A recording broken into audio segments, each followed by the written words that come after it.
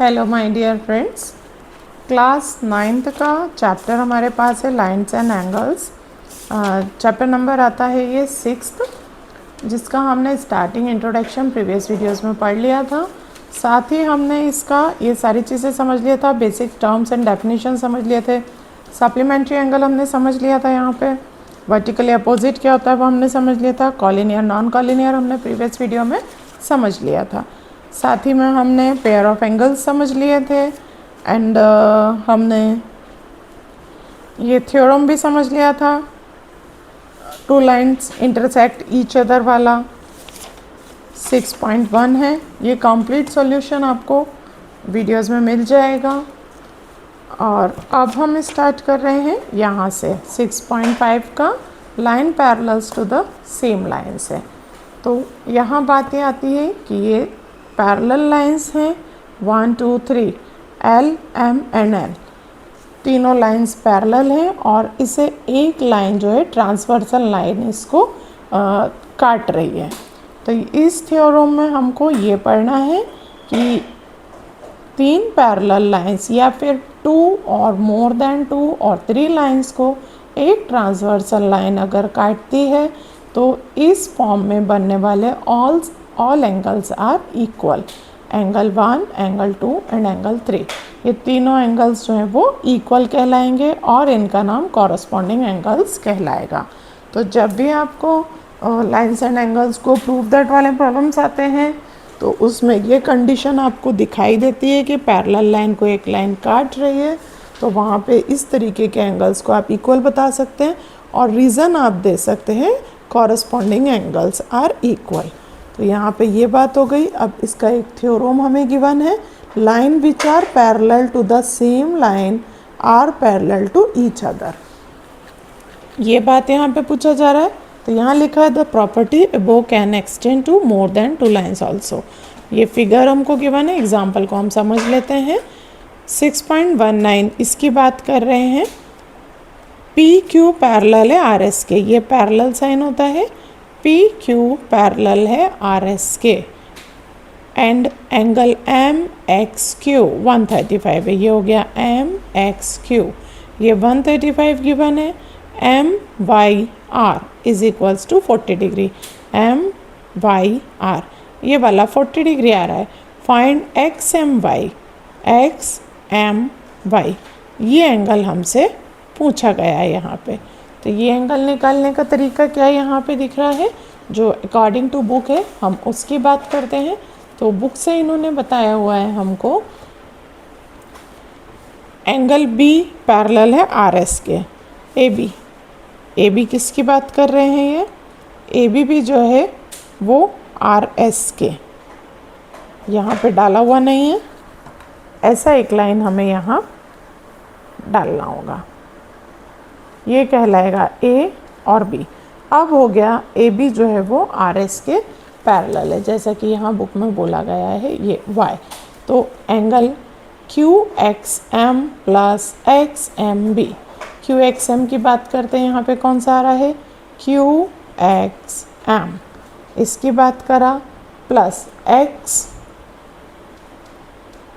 M B, ये वाले की बात किया, ये दोनों मिला करके 180 डिग्री होना चाहिए। ये कंप्लीट यहाँ से पूरा एंगल है और ये हमने पैरेलल लाइन डाल दी, तो इतने एंगल की बात कर रहे हैं।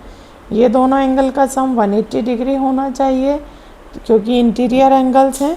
तो ये 135 है, तो ये कितना हो जाएगा आपका यहाँ पे 45 डिग्री, 180 डिग्री में से निकला, ये 45 हो गया, साथ में ये 45 हो गया, तो ये हमारा कितना कहला जाएगा अभी हम देखेंगे।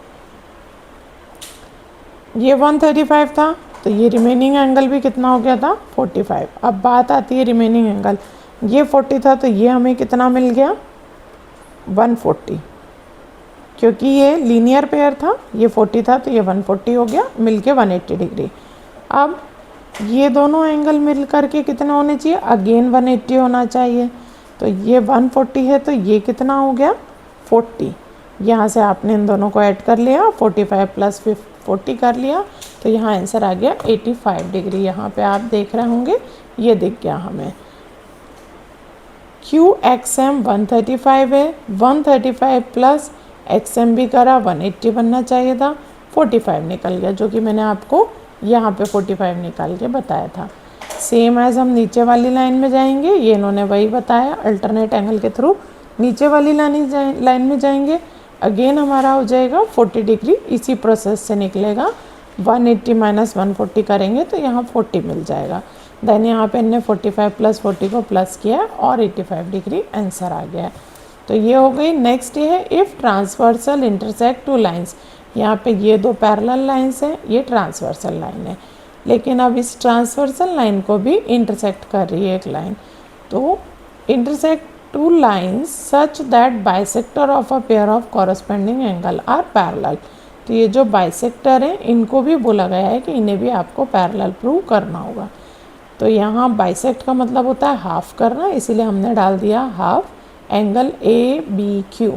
ए बी क्यू है ये, इसको बी ई ने हाफ कर दिया है, ये हाफ हो गया। सिमिलरली सेम ही जो है वो सी जी भी इसको हाफ कर रहा है, तो यहाँ हो जाएगा एंगल बी सी जी। एंगल बी सी जी जो है वो हाफ किसके है, बी सी एस के हाफ के बराबर है। तो यहाँ भी ये बात हो गई। अब बी ई और सी जी पैरेलल थे, कौन से, बी ई एंड सी जी, ये दोनों लाइंस पैरेलल थे।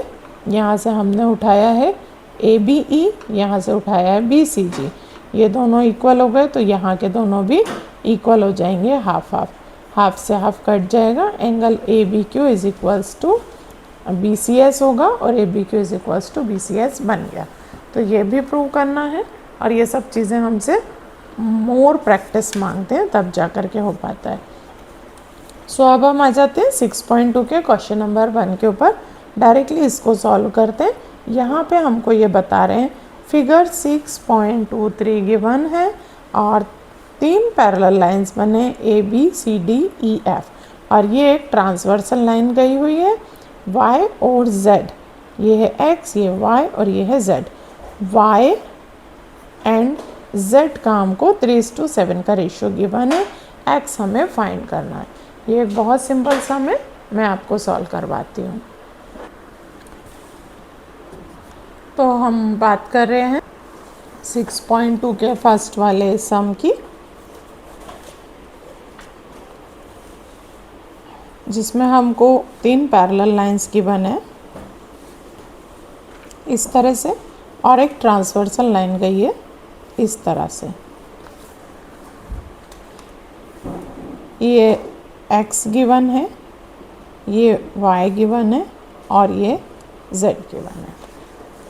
इतना हमको यहाँ पे दिया हुआ है, A B C D and E F, और साथ में जो इन्फॉर्मेशन गिवन है x हमको फाइंड करना है, y एंड z का रेशो 3:7 का हमारे पास है, ये इन्फॉर्मेशन हमारे पास है।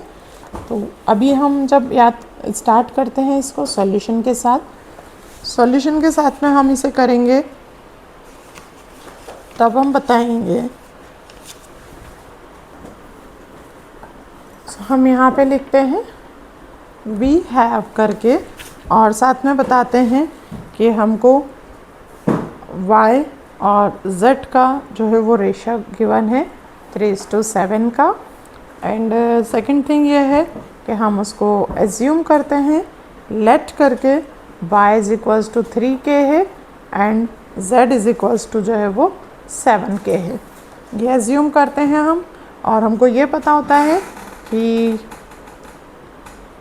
Angle x and z are alternate angle हैं।